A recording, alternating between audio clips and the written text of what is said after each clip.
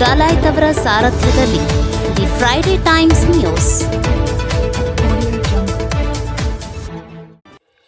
ಪ್ರಧಾನಿ ಮೋದಿಜಿ ಅವರ ಕನಸಿನ ಯೋಜನೆ ಉಜ್ವಲಾ ಸಿಲಿಂಡರ್ ಗ್ಯಾಸ್ ವಿತರಣೆ. ಗದಗ ಬೆಟಗೇರಿ ನಗರದ ವಾರ್ಡ್ ನಂಬರ್ 19, 20, 21, 25ರಲ್ಲಿ ಶ್ರೀ ನರೇಂದ್ರ ಮೋದಿಜಿರವರ ಕನಸಿನ ಯೋಜನೆ ಉಜ್ವಲಾ ಗ್ಯಾಸ್ ಸಿಲಿಂಡರ್ ವಿತರಣೆ ಜರುಗಿತು.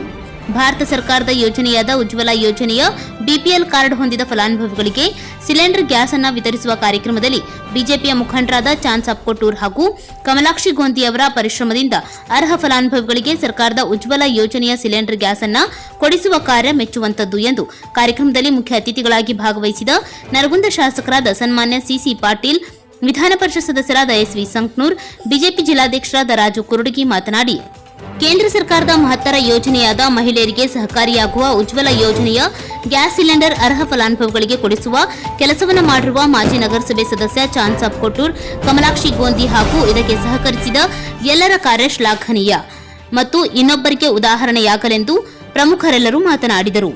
ಫಲಾನುಭವಿಗಳು ರತ್ನ ಜಾಡಬಂಡಿ, ಗಂಗವ್ವ ತಳವಾರ್, ಪ್ರಿಯಾ ಹಾದಿಮನಿ, ರೇಖಾ ರಾಯಚೂರ್, ದಾವಲ್ ಬಿ ಸೋಂಪೂರ್, ಮಂಜುಳಾ ಖೋಡೆ, ಖಾಜಾ ಬಿ ಕೊಪ್ಪಳ್, ಯಲ್ಲಮ್ಮ ದುಂಡ್ಸಿ, ದೆಹಿಂಡೆ, ಇಸ್ಲಾಂ ಬಿ ದಂಡಿನ್, ಹಸೀನಾ ಬಾನು ಮುಲ್ಲಾ, ಆಯಿಷಾ ಇನ್ನೂ ಹಲವಾರು ಫಲಾನುಭವಿಗಳು ಕಾರ್ಯಕ್ರಮದಲ್ಲಿ ಭಾಗವಹಿಸಿದ್ದರು ಹಾಗೂ ಗ್ಯಾಸ್ ವಿತರಣೆ ಮಾಡಿದ ಸಜ್ಜನ್ ಅಂಡ್ ಸನ್ಸ್ ಮಾಲೀಕರಿಗೆ ಧನ್ಯವಾದಗಳನ್ನು ತಿಳಿಸಿದರು.